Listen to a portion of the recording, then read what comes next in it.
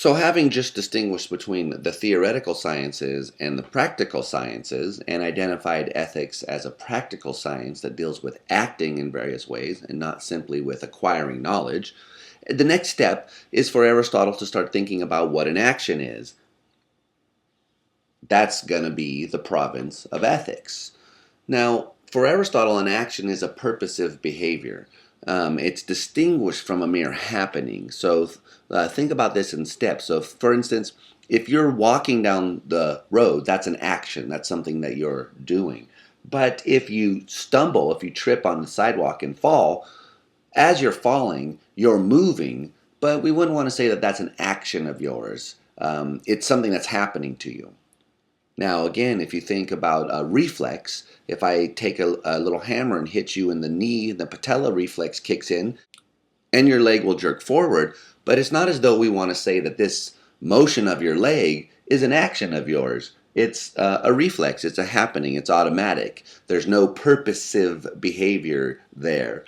When we act, we have some goal that we're trying to achieve. And Aristotle defines action as those things that agents do, that persons do in order to achieve some goal. So every action has some goal that it's aimed at, which can be said to be the reason that the action is performed.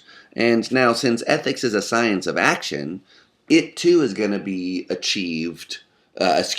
is going to be concerned with achieving some goal, because that's what actions are. They are the kinds of things that we do in order to achieve a goal. So ethics is going to be the science of achieving some goal, because it's a science that deals with action. Now, the only question is which goal. That's the big question, is if the point of ethics is to help us achieve some goal, we need to know what the goal is, or at least this is what Aristotle thinks. And he divides the kinds of goods that there are into three categories. So the first category he calls an instrumental good. So these are the things that are desirable, that we say are good, but they're only good because of what they can get us. So, for instance, a classic instrumental good is money. A dollar bill in American currency is just a piece of paper. It's a fancy piece of paper with holograms and serial numbers and so on, but it's just a piece of paper. If it weren't embedded in the system of the U.S. economic system, it wouldn't be worth anything. So it's only good, we value it, only because it's used as legal tender in the United States. Now, the way that you can see that this is the case is if you think about Confederate money. So during the Civil War in America, the South printed its own money in the Confederate dollars. And now that the Confederate South no longer exists, that money is not real. It may as well be monopoly money. It's not good anymore because you can't use it to get anything. So cash is used as a way to get something else, so it's instrumentally good. Also, a way of thinking about this, think about this class that you're in right now. Now, it's good for you to be in this class, but you might ask yourself, why is it good? Why am I doing all of this stuff? Well, to pass the class. So all of your actions are aimed at passing this class, the listening of the lectures, the doing of the assignments, the writing of the exams, and so on. But why is it good for you to pass this class? Well, it's because of what it can get you. It's part of a degree program at LaGuardia College. And so passing this class will help you achieve the goal of earning a degree. Now, of course, these instrumental goods can be contrasted with what Aristotle calls intrinsic goods. Now, the word intrinsic in English just means because of the nature of the thing in question. So if something is intrinsically a certain way, it's that way because of the kind of thing that it is. So something is intrinsically good, not because of what it can get you, but because of the kind of thing that it is by nature. And Aristotle characterizes intrinsic goods as those things which we want for their own sake and never for what they can get you. So some things you want because of what they can get you, and some things you want not because of what they can get you, but just because of the kind of things that they are. So, for instance, think about jewelry, perhaps, or diamonds and sapphires and rubies and so on. People think that these things are good not because of what they can get them, but because they think that they're inherently beautiful and so valuable in their own right, which is why they're so expensive, partially because they're so rare.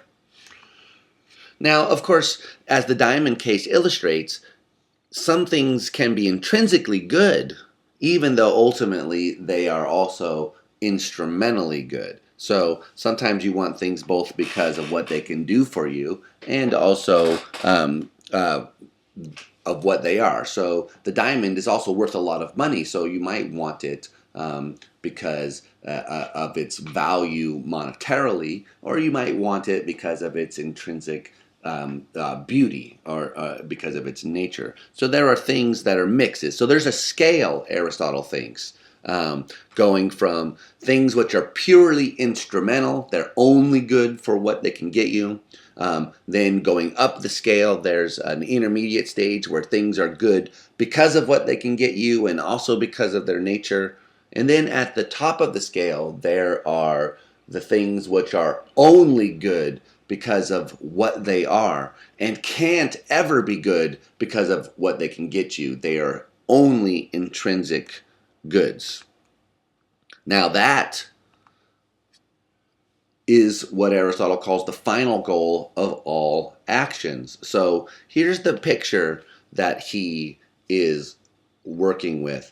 We perform actions. Actions are purposive. They're aimed at some goal. So if something is random or spontaneous or not aimed at some goal, Aristotle doesn't think it's an action. Actions have to be purposive. They have to be aimed at something. So now there's this hierarchy of things that you can aim at. There are purely instrumental things you can aim at. There are things that are instrumental and intrinsically good that you can aim at. And then there's things that might be just purely intrinsically good that an action can aim at. And if you think about why you act, you'll notice that each instrumental goal is a step in achieving some other instrumental good.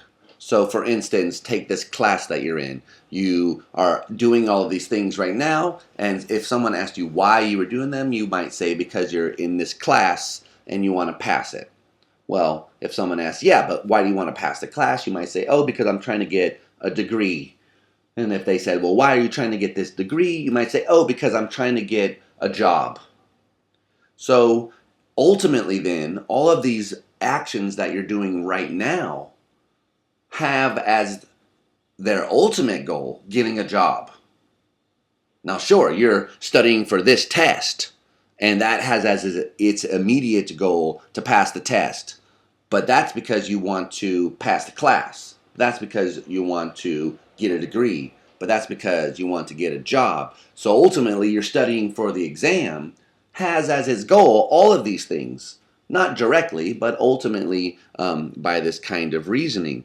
Now, Aristotle then argues, well, there's got to be something at the end of this chain. There's got to be something which is final. Something which is intrinsically good and is the ultimate aim of every human action. That thing has got to exist. Now, why does he think that? You might say, well, maybe it's just a bunch of instrumental goods all the way down. Why couldn't it be that way? Why does it have to be that there's some final goal, which is the end point, which we're all aiming at?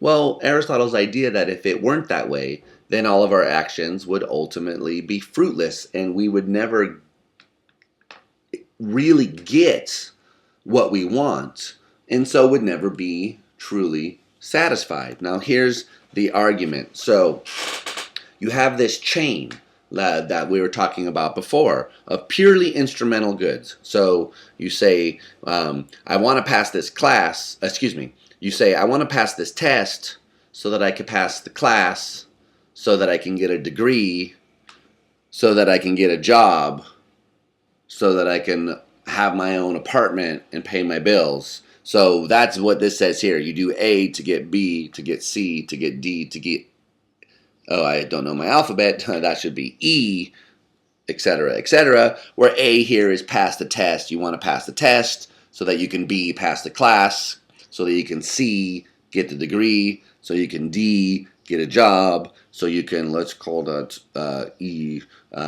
move out of your mama's basement, F, pay your bills, G, buy clothes, etc., etc. So there's this chain of goals, but if there's no final goal, if there's no place that this ends, then you never get what you actually want. Now notice why this is the case. Say that you want to pass this test. Well, why do you want to pass the test? To pass the class. So unless you pass the class, you don't really get what you want, right? So as soon as you pass the test, well, you're doing that only because you really wanted to pass the class. So you have to then pass the class. But of course, you were only doing that so you could get the degree. So to really get what you want, you have to get the degree. But of course, you only want the degree so you can get a job. So to really get what you want, you have to get a job. But of course, you only want to get the job so that you can move out of your mama's basement. So to really get what you want, you have to move out of your mama's basement. But of course, you only want to do that so you can meet a significant other, right? A female or a male, depending on who you are. So you only get what you want if you get that.